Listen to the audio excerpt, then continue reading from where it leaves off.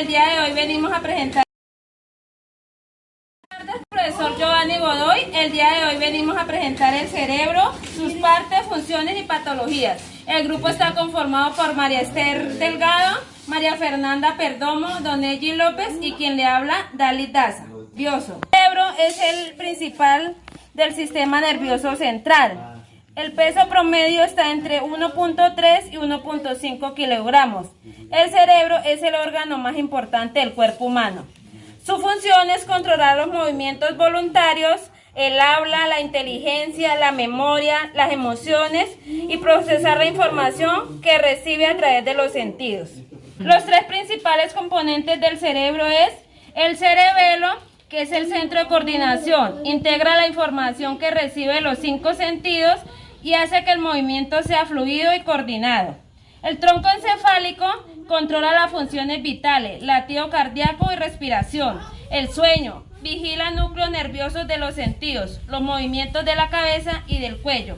La corteza cerebral cubre la superficie del cerebro. Sus funciones son percepción sensorial, movimiento voluntario, lenguaje, emociones y pensamientos.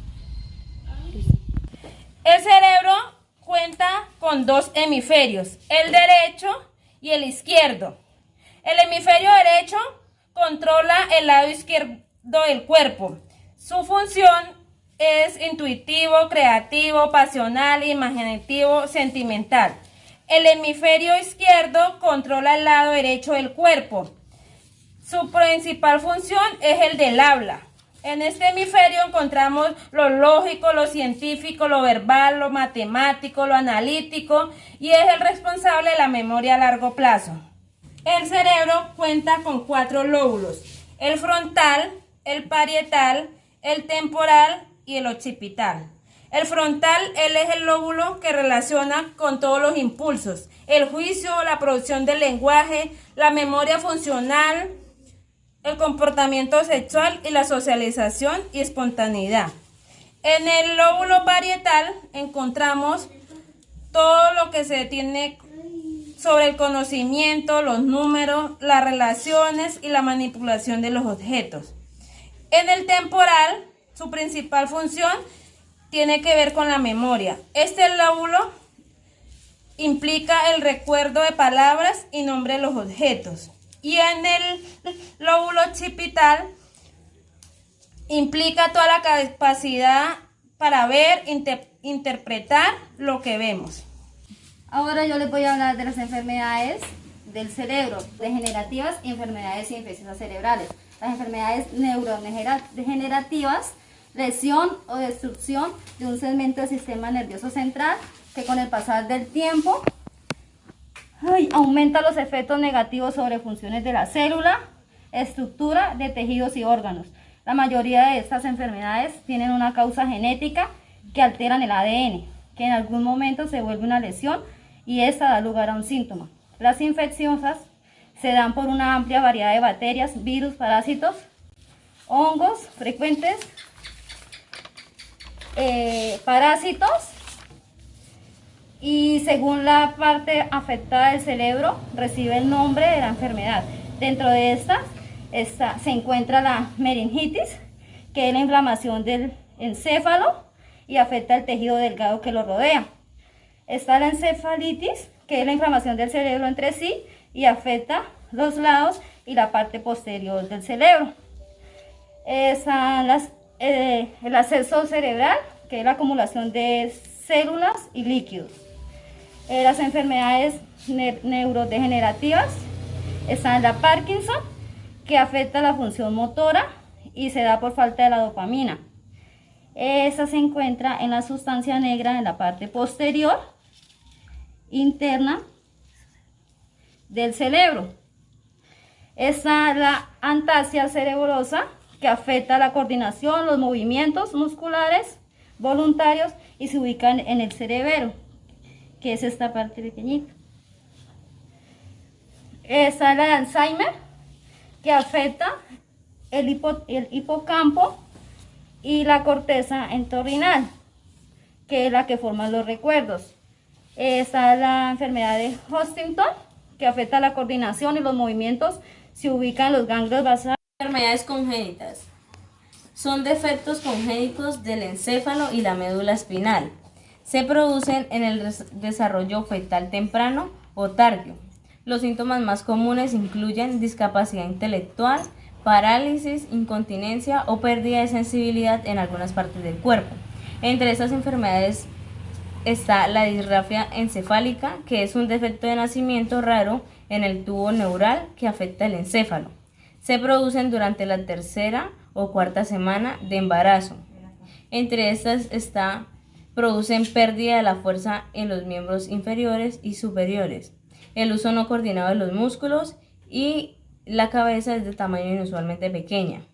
La hidrocefalia congénita es la acumulación excesiva de líquido cefalorraquídeo en el cerebro al nacer.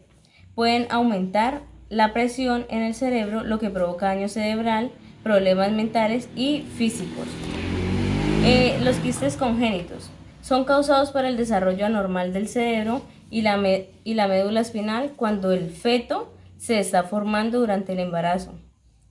Causa dolor de cabeza, náuseas o problemas de vista. La facomatosis son alteraciones que permiten la aparición de tumores neurológicos o cutáneos. La microcefalia. Esta se produce en que la cabeza del bebé es más pequeña de lo esperado y provoca desarrollo anormal del cerebro. Lo causan infecciones, desnutrición o exposición a toxinas. Los síntomas incluyen discapacidad intelectual, pérdida del lenguaje y también pueden hallarse convulsiones. Enfermedades cerebrovasculares son debidas a alteraciones en el riesgo cerebral que afectan las venas o las arterias del cerebro. Entre estas enfermedades está el ictus.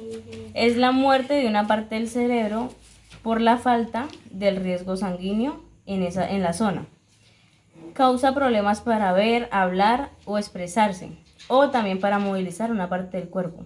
Se debe a una trombosis cerebral o a una embolia cerebral. Una embolia cerebral es un coágulo de sangre que interrumpe el riesgo sanguíneo. Está la hemorragia intracraneal. Se trata de un sangrado en el interior del cráneo que se da en el espacio subdural. La demencia vascular es la falta crónica del riego de sangre en el cerebro. Trombosis de la vena cerebral. Se producen como consecuencia de infecciones, tumores o porque la sangre se coagula. El aneurisma es el ensanchamiento anormal en la pared de una arteria del cerebro. No muestran síntomas hasta que se hacen grandes, se filtra la sangre o se rompen. Yo les voy a hablar de las enfermedades metabólicas. Las enfermedades metabólicas son aquellas que ocurren cuando hay un trastorno metabólico. Ocurre cuando hay reacciones químicas anormales en el cuerpo. Cuando esto pasa, es posible que tenga demasiada o muy pocas sustancias que el cuerpo necesita para mantenerse saludable. Algunos afectan la descomposición de los aminoácidos o los carbohidratos o los lípidos. La obesidad es una de esas enfermedades. Ella es grave y crónica. Se produce por mala alimentación o por la hormona, la TSH, que es la misma tiroides. La diabetes es otra enfermedad que es producida por el metabolismo se altera. El cuerpo no produce la cantidad suficiente de insulina y no puede usar adecuadamente la insulina que produce. Entonces se altera esta hormona. Las dislipemias es cuando están demasiado elevadas lo del colesterol y los triglicéridos. Al estar demasiado elevados los triglicéridos y el colesterol en las arterias se tapan y produce que la sangre tenga una fuerte presión, y ahí es donde ocurre la hipertensión arterial. Cetonuria es una enfermedad que se debe a la carencia de una enzima llamada fenilalanina hidroxidasa. El encéfalo, todo es el principal órgano afectado. Produce discapacidad intelectual, o sea que para la inteligencia y eso tiene problema. Produce daño cerebral, convulsiones y otros problemas. Seguimos con los traumatismos. ¿Qué son los traumatismos? Son lesiones producidas porque nos golpeamos con algo duro. Estos daños se producen de una manera diferente. Todos son muy diferentes. Puede ser por un movimiento repentino de la cabeza y el cerebro puede hacer que se mueva. Y al moverse puede producir rompimiento de vasitos sanguíneos en el cerebro y puede ser lesionar las células cerebrales. El traumatismo son lesiones producidas porque nos golpeamos con algo duro. Los daños se producen de la siguiente manera. Puede ser un movimiento repentino que nos golpeamos la cabeza y puede haber un movimiento en el cerebro. Puede ser que el cerebro rebote o tenga una lesión por las células cerebrales, rompiendo los vasos sanguíneos y creando cambios químicos. Esto se denomina un traumatismo cráneoencefálico. Hay traumatismo leve y hay traumatismo grave. Cuando hay un traumatismo leve es cuando se golpea y en el momento no siente ningún dolor, no siente nada, y al rato o al otro día empieza a sentir síntomas, dolor de cabeza, confusión, mareos, zumbidos en los oídos, deterioro de la memoria, visión borrosa y cambios en el comportamiento. Entonces, cuando ocurre esto, debe de asistir al médico.